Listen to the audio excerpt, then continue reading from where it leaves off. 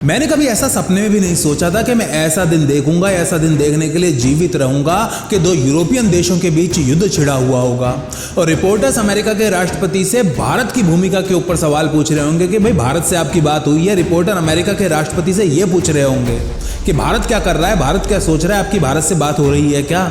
America के राष्ट्रपति से ये सवाल पूछे जा रहे होंगे। मैंने कभी नहीं सोचा था कि एक अंतर्राष्ट्रीय विवाद में भारत को इतनी महत्ता मिलेगी। मैं ऐसा दिन देखूंगा, मैंने कभी नहीं सोचा था ये।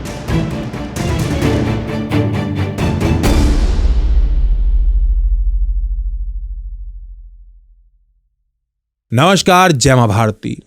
दोस्तों 2010 में मेरी मुलाकात एक एनआरआई से हुई। यहाँ भारत में ही एक एनआरआई से मेरी मुलाकात हुई। इनका नाम सुरेश है और उस वक्त 2010 में इनकी आयु लगभग 45 वर्ष के आसपास रही होगी। सुरेश जब 5 साल के थे तो इनका परिवार अमेरिका में जाके सेटल हो गया था और ये उस समय वॉशिंगटन डीसी में रह रहे थे। मेरी 3-4 साल से उनसे बात नहीं हो रही है, तो 3-4 साल पहले तक भी वॉशिंगटन डीसी में ही थे। अब सुरेश जो है ये अमेरिका में जो डेयरी इंडस्ट्री है उसके लिए लॉबिंग का काम करते थे। लाइसेंस्ड लॉबिस्ट थे, यानी कि डेयरी इंडस्ट्री के बिहाफ पे जो वहाँ के पॉलिटिकल सर्कल्स हैं, अमेरिका के सेनेट है, कांग्रेस है, वहाँ पे लॉबिंग करते थे, डेयरी इंडस्ट्री के इंटरेस्ट को रिप्रेजेंट करते थे। ये इनका काम था। अब हम लोग मुंबई से बेंगलोर आ रहे थे और एक सीट पर दोनों साथ साथ बैठे हुए थे और 1.5-2 घंटे हमारी काफ़ी बातचीत हुई। इस बातचीत के दौरान उन्होंने मुझसे कहा कि यार गौरव, एक बात मैं तुम्हें बताता हूँ, हो सकता है तुम्हें बुरी लगे, मुझे ही बुरी लगती है क्योंकि मैं भी एक इंडियन ही, मुझे ही बोलते हो बुरा लगता है। और बात उन्होंने मुझसे ये कही कि यार गौरव, जब दुनिया में कोई इंटरनेशनल क्राइसिस खड़ा होता है या बहुत बड़ा विवाद खड़ा होता है, किसी प्रकार का विवाद हो, वो 2 देशों के बीच में युद्ध छिड़ गया हो या छिड़ने वाला हो, कहीं बहुत बड़ा हमला हो गया हो, किसी प्रकार का विवाद हो XYZ, और जब उस विवाद के लिए अमेरिका में मीटिंग्स हो रही होती हैं, वहाँ के पॉलिसी मेकर्स, पॉलिटिशियंस बैठे होते हैं, या दूसरे देशों में भी, उन्होंने कहा फ्रांस, जर्मनी, UK, जो फर्स्ट वर्ल्ड कंट्रीज जिनको बोला जाता है, यहाँ के लोग पॉलिसी मेकर्स जब बैठ के उस विवाद के ऊपर डिस्कशंस कर रहे होते हैं, प्लानिंग कर रहे होते हैं, तो उनके डिस्कशंस में भारत का कोई जिक्र नहीं होता। दूर दूर तक भारत उनके दिमाग में नहीं होता। भारत को वो लोग कुछ समझते ही नहीं है। भारत का कहीं नाम आता ही नहीं है उनकी बातों में। 2010 में उन्होंने मुझसे ये बात कही थी। सुरेश ने 2010 में उन्होंने मुझसे कहा था कि आज भी ये लोग जो हैं, जो अमेरिका के पॉलिटिशियंस हैं, पॉलिसी मेकर्स हैं, ये आज भी इंडिया को कंट्री ऑफ स्नेक चार्मर्स ही समझते हैं, यानी कि सपेरों का देश ही मानते हैं, उससे ज्यादा कुछ नहीं। सुरेश जी, आपने सही कहा था, 12 साल पहले आपकी बात मुझे बहुत बुरी लगी थी, लेकिन आज 12 साल बाद ये स्थिति पूरी तरह बदल चुकी है। आज 12 साल बाद इस दुनिया में एक बहुत बड़ा क्राइसिस उठ खड़ा हुआ है। 2 देशों के बीच युद्ध छिड़ा हुआ है। 2 ऐसे देश जो भारत के पड़ोसी नहीं है, पड़ोसी तो छोड़िए, एशिया का हिस्सा भी नहीं है, दोनों यूरोपियन देश हैं। दोनों देशों के बीच युद्ध छिड़ा हुआ है और आज पूरी दुनिया इन दोनों देशों के बीच समझौता करवाने के लिए, इस युद्ध को रोकने के लिए, शांति स्थापित कराने के लिए भारत की तरफ देख रही है। दोस्तों, उस दिन मुंबई बेंगलोर फ्लाइट में एनआरआई सुरेश जी ने मुझसे जो कड़वी बात कही थी, ये बात थी तो कड़वी, लेकिन पूरी तरह सच थी। भारत का कोई रोल नहीं था अंतर्राष्ट्रीय स्तर पे। जो इंटरनेशनल जियोपॉलिटिक्स है उसमें भारत का कोई लेना देना नहीं होता था। ये लोग जो इंटरनेशनल पॉलिसी मेकिंग करते थे, जो देश हैं, यूरोपियन देश हैं, अमेरिका है, ऑस्ट्रेलिया, कनाडा, जापान भी, यहाँ तक कि ये भारत को कुछ नहीं समझते थे। इनके प्लान्स का भारत कभी हिस्सा होता ही नहीं था। भारत से कुछ पूछना या कंसल्टेशन लेना तो दूर की बात, ये भारत को कंसीडर तक नहीं करते थे। जब पाकिस्तान की बात होती थी या फिर पाकिस्तान स्पॉन्सर्ड आतंकवाद की बात होती थी, तब जरूर भारत का जिक्र हो जाता था, नहीं तो उससे ज्यादा भारत की कोई वैल्यू नहीं थी इन देशों के लिए। आखिर ऐसा क्यों था? ये सवाल आपके मन में ही बहुत बार आया होगा और मेरे मन में तो बहुत ही बार आया है कि भाई ऐसा आखिर था क्यों। तो इसका कारण था दोस्तों, आजादी के बाद से ही, स्वतंत्रता के बाद से ही हमारी जो पॉलिसीज रहीं। आजादी के बाद जिन लोगों ने इस देश को चलाने का जिम्मा उठाया, जिनको जिम्मा सौंपा गया, यूं कहें, उनका ऐसा लगता था कि एक देश को चलाना है अगर अच्छे से, दूसरे देशों से अच्छे संबंध बनाने हैं, तो military, national security, intelligence agencies, इन चीजों के ऊपर खर्चा करने की जरूरत नहीं है। इन चीजों को जितना मिनिमम रखा जाए उतना अच्छा है। इनको लगता था कि यदि हम गांधीवादी प्रिंसिपल्स पे चलेंगे, जो गांधी के वैल्यूज हैं, प्रिंसिपल्स हैं, उनको फॉलो करेंगे, यानी कि किसी ने हमारे एक गाल पे थप्पड़ मारा और हम दूसरा गाल आगे करते रहेंगे, तो पूरी दुनिया से हमारे संबंध अच्छे रहेंगे, हमें कोई कुछ नहीं कहेगा। लेकिन ऐसा हुआ नहीं। हमारे एक गाल पे किसी ने थप्पड़ मारा, हमने दूसरा गाल आगे किया, तो उसने हमारे दूसरे गाल पे तो थप्पड़ मारा ही, लेकिन दोनों टांगों के बीच में घुटना भी खींच के मारा। उदाहरण है चीन। 1950 में जब अमेरिका ने परमानेंट सीट ऑफर की यूनाइटेड नेशंस में, तो नेहरू जी ने संसद में खड़े होकर कहा था, not at the cost of China. Actually में वेस्ट चाहता था कि भाई चीन को ना मिले, क्योंकि उस समय वेस्ट की प्रायोरिटी ये थी कि कि कम्युनिज्म फैले ना इस दुनिया में कुछ भी करके, उनको हर कीमत पे कम्युनिज्म रोकना था। और उनको लग रहा था कि अगर चीन को ये परमानेंट सीट मिल गई तो भाई फिर चीन जो कम्युनिज्म का प्रचार प्रसार करेगा, और वो ऐसा नहीं चाहते थे। तो चीन को काउंटर करने के लिए कि चीन को ना मिले ये सीट, उन्होंने भारत को ऑफर की और नेहरू जी ने मना कर दिया। नेहरू जी ने कहा not at the cost of China. China ने उसका हमें क्या सिला दिया कि 12 साल बाद हिंदी चीनी भाई भाई करते रहे हम तो, और चीन ने हमारे ऊपर आक्रमण कर दिया।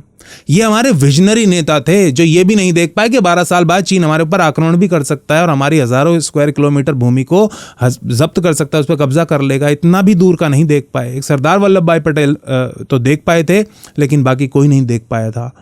उन्होंने कई बार चिताया था नेहरू जी को, लेकिन नेहरू जी ने उनकी एक नहीं सुनी। तो ये जो हमारी पॉलिसीज थी, हम नॉन अलाइनमेंट मूवमेंट का हिस्सा बने, लेकिन सिर्फ कहने के लिए हिस्सा बने। हम क्यों बने थे इसमें आपने कभी अगर आप गहराई में जाके सोचेंगे तो हम नॉन अलाइंड तो कभी थे ही नहीं। नॉन अलाइंड का मतलब कि भाई हम किसी के साथ नहीं है, किसी के भी खेमे में कैंप में नहीं है, लेकिन हम यूएसएसआर के, सोवियत यूनियन के कैंप में थे, पहले दिन से थे।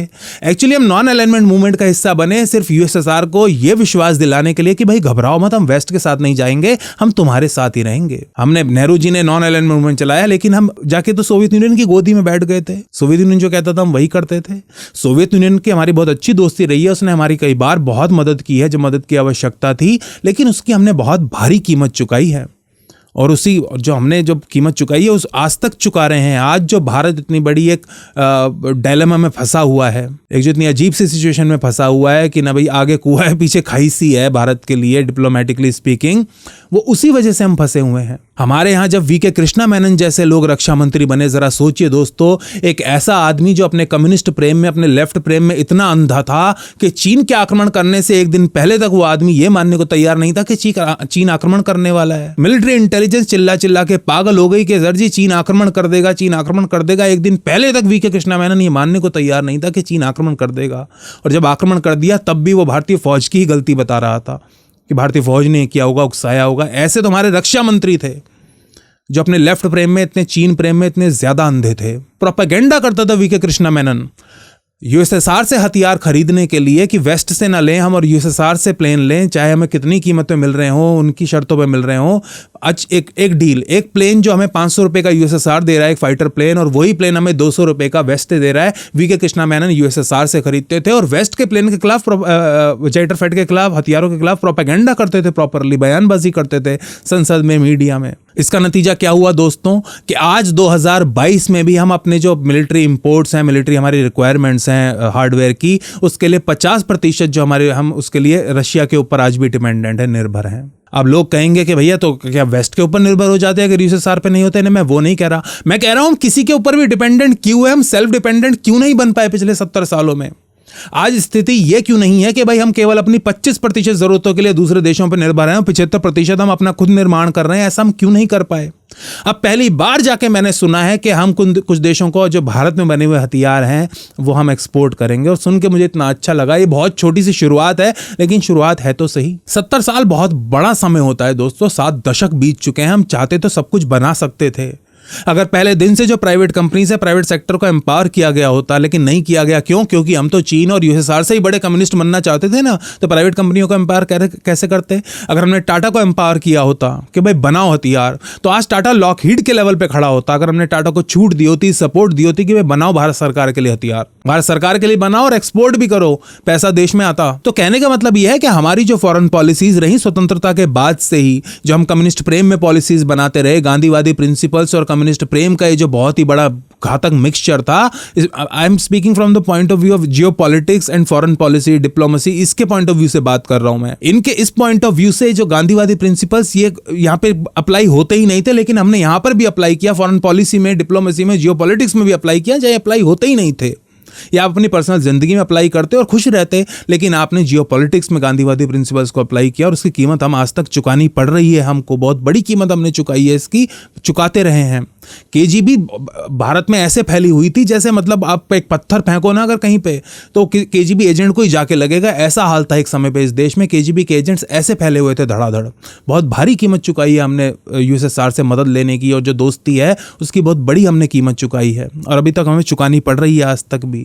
और इसीलिए कि हमारी पॉलिसी मेकिंग बहुत ही ज़्यादा बायस्ड पॉलिसी मेकिंग रही, बहुत ही एक कोई विजन ही नहीं था पॉलिसी मेकिंग में भी, आगे जाना क्या है, दिशा क्या है, भारत को बनाना क्या है, कोई ऐसा विजन ही नहीं था किसी के पास कि भाई आत्मनिर्भर बनाना है, नहीं बनाना, ये कभी किसी ने सोचा ही नहीं था। हमारी यही पॉलिसी इस कारण थी कि ये जो फर्स्ट वर्ल्ड कंट्रीज थी, पश्चिमी देश थे, इन्होंने कभी भारत को सीरियसली नहीं लिया, कुछ समझे नहीं। उनको लगता था कि भाई भारत क्या देश है, यहाँ पे तो कोई भी कुछ कर जाता है और ये चुपचाप बैठा रहता है, इनके मुंह पे कोई भी थप्पड़ मार के चला जाता है, दूसरा गाल आगे कर देते हैं, तो इनके बारे में क्या सोचना, इनकी तो कोई तो हैसियत ही नहीं इसलिए हमारी हुई, किसी ने हमको कभी सीरियसली इसलिए लिया ही नहीं। मैं वेस्ट के देशों की बात कर रहा हूँ, हमें कभी सीरियसली लिया ही नहीं इस वजह से। ऐसे देश को कौन सीरियसली लेगा भाई जहाँ पे 1993 हो जाए और हम चुपचाप बैठे रहे। अमेरिका में सितंबर 11 हुआ, सितंबर 11 और 1993 मतलब देखा जाए तो लगभग सेम इंटेंसिटी के वो थे, लेकिन अमेरिका ने क्या किया उसके जवाब में, और हमने क्या किया, कुछ भी नहीं 1993 में। उसके बाद 2008 हुआ दोबारा मुंबई में, हमने कुछ नहीं किया। मुंबई में ट्रेन धमाके हुए, हमने कुछ नहीं किया। पार्लियामेंट में जब हुए तब बीजेपी की सरकार थी, तब हमने थोड़ा बहुत बॉर्डर पे कुछ किया था, लेकिन तब भी जो हमें करना चाहिए था हमने नहीं किया था, जो हम क्योंकि उस समय वाजपेयी जी के पास बहुमत नहीं था, उनकी एक वो टूटी फूटी उनकी सरकार थी, जर्जर सी कुर्सी पर वो बैठे हुए थे, एक पाया किसी के हाथ में था, एक पाया किसी के हाथ में था कुर्सी का, वो कर नहीं पाए जो करना चाहते थे, लेकिन वहाँ पर भी हम कर सकते थे। कारगिल में हमने किया था जो करना चाहिए था, लेकिन पिछले 10 सालों में हमने प्रत्युत्तर देना शुरू किया। हमने ईंट का जवाब पत्थर से देना शुरू किया पिछले 10 सालों में। उरी हुआ तो हमने सर्जिकल स्ट्राइक की, पुलवामा हुआ तो हमने एयर स्ट्राइक्स की, गलवान में हमने चीन की आंखों में आंखें डाल के देखा। हमारे कई जवान वीर गति को प्राप्त हुए, जो बहुत ही ज़्यादा दुर्भाग्यपूर्ण था, लेकिन उनके फौजियों की भी जान गई, उनके फौजी भी मरे, और हमने चीन को आगे नहीं आने दिया, रोक लिया और मुद्दा रिजॉल्व हो गया। इससे क्या संदेश गया कि भाई भारत ने चीन से टक्कर ले ली, देखो बात बड़ी नहीं, चीन जो करना चाहता था वो कर नहीं पाया, चीन को पीछे हटना पड़ा। इससे दुनिया में, पूरी दुनिया में ये संदेश गया। और मेरी बात में मत जाइए, वेस्ट की जो कवरेज थी गलवान वैली पे वो उठा के देख लीजिए, अब पता चल जाएगा वेस्ट में क्या संदेश गया था उसका। तो इससे आपकी जो वो है इमेज धीरे धीरे बदलने लगी। अब वेस्ट के देशों को ये लगने लगा कि नहीं भाई भारत जो है ये बरस भी सकता है। पहले हमारी इमेज थी कि ना तो गरजते हैं और ना ही बरसते हैं। या कुछ देशों की इमेज, कुछ लोगों की इमेज होती है कि ये तो गरजता है लेकिन बरसता नहीं है, लेकिन हमारी इमेज ये थी कि ना गरजते हैं ना बरसते हैं, किसी भी लायक नहीं है। लेकिन धीरे धीरे हमारी ये बन गई भैया गरजे ना गरजे लेकिन बरस सकते हैं। अब ये प्रत्युत्तर देना शुरू किया है। इजराइल जो इतना सा देश है उससे पूरी दुनिया क्यों डरती है, क्यों सीरियसली लेती है? एक इतना सा देश जिसकी 1 करोड़ आबादी नहीं है, चारों तरफ से दुश्मनों से घिरा हुआ, मिनट से पहले स्ट्राइक करता है।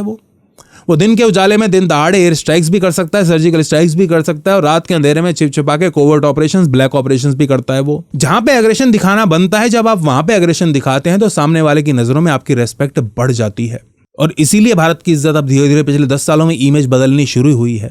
आपको ये मिल जाएंगे कहते हुए, 11 में पढ़ रहा था आर्टिकल, दुनिया, भारत तो इतना बड़ा मार्केट है इसलिए भाई भारत की तरफ सब देख रहे हैं, इसलिए भारत की पूछ हो रही है। पाकिस्तान के लोग भी कह रहे हैं, और हमारे जो यहाँ के खान मार्केट के जो गैंग है ना, ये पत्रकारों का, ये लोग भी, मैंने एक आर्टिकल पढ़ रहा था उसमें किसी ने लिखा हुआ था कि भाई वो तो इंडिया मार्केट है ना, इसलिए अमेरिका वगैरह इंडिया की बात कर रहे हैं, इंडिया की तरफ देख रहे हैं। मतलब यूक्रेन इसलिए इंडिया से, यूक्रेन का राष्ट्रपति इसलिए मोदी से बात कर रहा है क्योंकि हम बहुत बड़ा मार्केट है इस समय पे, ऐसी परिस्थिति में इसलिए बात कर रहा है। और मार्केट तो हम 15 साल पहले भी थे, 20 साल पहले भी थे। मार्केट तो हम जब PV नरसिम्हा राव और मनमोहन सिंह जी इकोनॉमिक लिबरलाइजेशन किया, उन्होंने पॉलिसीज लेके आए, वो नए, उन्होंने मार्केट को खोला। मार्केट तो हम तभी वेस्ट के लिए बन गए थे, उससे पहले हम सिर्फ सोवियत यूनियन के लिए मार्केट थे, लेकिन उसके बाद उनकी पॉलिसीज के बाद जब उन्होंने मार्केट को ओपन कर दिया, हम वेस्ट के लिए तभी मार्केट बन गए थे। लेकिन इज्जत हमें ऐसी नहीं मिल पाई थी जो आज मिल रही है। आज जो पूरी दुनिया भारत की तरफ देख रही है वो नहीं हुआ था। मार्केट हम तब भी थे, लेकिन कभी किसी ने देखा नहीं था, आज देख रहे हैं। और वो इसीलिए देख रहे हैं क्योंकि पिछले 10 सालों में अपनी फॉरेन पॉलिसी में एक एग्रेशन भी लेके आए हैं। डिप्लोमेटिकली हमने डील करना शुरू किया है, हमने फर्म डिसीजंस लेने शुरू किए हैं जो हम पहले नहीं लेते थे। हम डर जाते थे, अमेरिका ने हमें आंख दिखा दी तो हम चुपचाप होकर बैठ गए, वो मत कर देना, चुपचाप होकर बैठ गए। इधर से सोवियत यूनियन ने आंख दिखा दी तो हम चुपचाप होकर बैठ गए। लेकिन अब हम वो कर रहे हैं जो हमारे इंटरेस्ट में है। अमेरिका ने कहा हम सैंक्शंस लगा देंगे, S-400 ले मत लेना रशिया से। हमने कहा भाई हमारे इंटरेस्ट में हम लेंगे। हम ईरान से तेल ले रहे हैं, अमेरिका नहीं लगा पाया सैंक्शंस देखिए भारत के ऊपर, क्योंकि जब आप सही डिसीजन लेते हैं तो उसको काउंटर करना बहुत मुश्किल हो जाता है। मैंने कभी ऐसा सपने में भी नहीं सोचा था कि मैं ऐसा दिन देखूंगा, ऐसा दिन देखने के लिए जीवित रहूंगा कि दो यूरोपियन देशों के बीच युद्ध छिड़ा हुआ होगा और रिपोर्टर्स अमेरिका के राष्ट्रपति से भारत की भूमिका के ऊपर सवाल पूछ रहे होंगे कि भाई भारत से आपकी बात हुई है। रिपोर्टर अमेरिका के राष्ट्रपति से यह पूछ रहे होंगे कि भारत क्या कर रहा है, भारत क्या सोच रहा है, आपकी भारत से बात हो रही है क्या। अमेरिका के राष्ट्रपति से यह सवाल पूछे जा रहे होंगे। मैंने कभी नहीं सोचा था कि एक अंतरराष्ट्रीय विवाद में भारत को इतनी महत्ता मिलेगी। मैं ऐसा दिन देखूंगा, मैंने कभी नहीं सोचा था ये। और आने वाले समय मुझे लग नहीं रहा है कि बात इससे ज्यादा आगे कुछ बढ़ेगी या हालात और ज्यादा भीषण हो जाएंगे, गंभीर हो जाएंगे, क्योंकि यूक्रेन जो है वो रशिया से बातचीत करने को तैयार हो गया है। तो अब जल्दी आप देखें कुछ दिनों में इन दोनों देशों के बीच बातचीत हो जाएगी और मामला सुलझ जाएगा और भारत को और ज्यादा प्रॉब्लम्स का सामना करना नहीं पड़ेगा। इसमें कुछ भी, जितनी प्रॉब्लम्स का भारत को सामना करना था वो मेरे ख्याल से भारत ने कर लिया इस पूरे क्राइसिस में और बहुत ही अच्छे से हैंडल किया है। इंपैक्ट कुछ ज्यादा नहीं होने वाला। रशिया के ऊपर जो सैंक्शंस लगे हैं उनकी वजह से भारत के ऊपर जो इंपैक्ट आएगा वो आएगा। सैंक्शंस तो ईरान के ऊपर भी अमेरिका ने लगाए हुए थे, लेकिन भारत आज तक तेल ले रहा है ईरान से। किसने क्या कर लिया?